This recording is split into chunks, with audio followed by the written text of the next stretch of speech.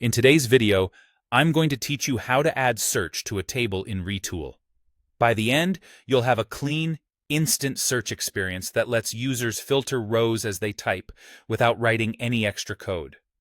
First, make sure you have a table component on your canvas and that it's already showing some data, whether that's from a resource query or a static array. We're going to add a simple text box above the table and bind it directly to the table's built-in search setting.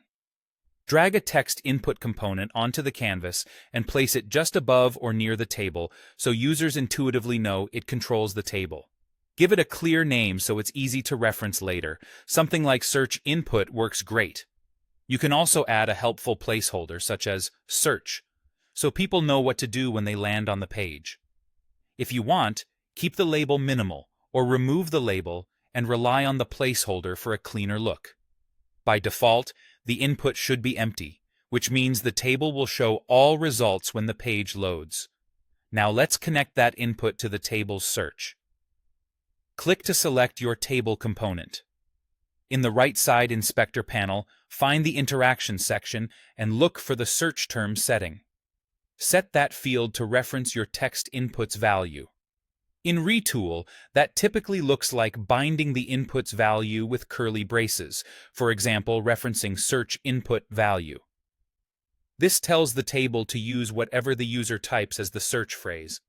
That's all the wiring you need. Try it out. Type a word or partial phrase into the input. The table will filter rows in real time, matching across the table's data. Clear the input to bring everything back. Because this is the table's built-in search, you don't need to add any event handlers or write custom logic. Retool handles the filtering for you. If you don't see results changing, double-check that you reference the correct component name and bound the value, not the label. Also confirm that your table has data at runtime. An empty table won't show any change. If you've renamed components, make sure the name in your binding matches exactly.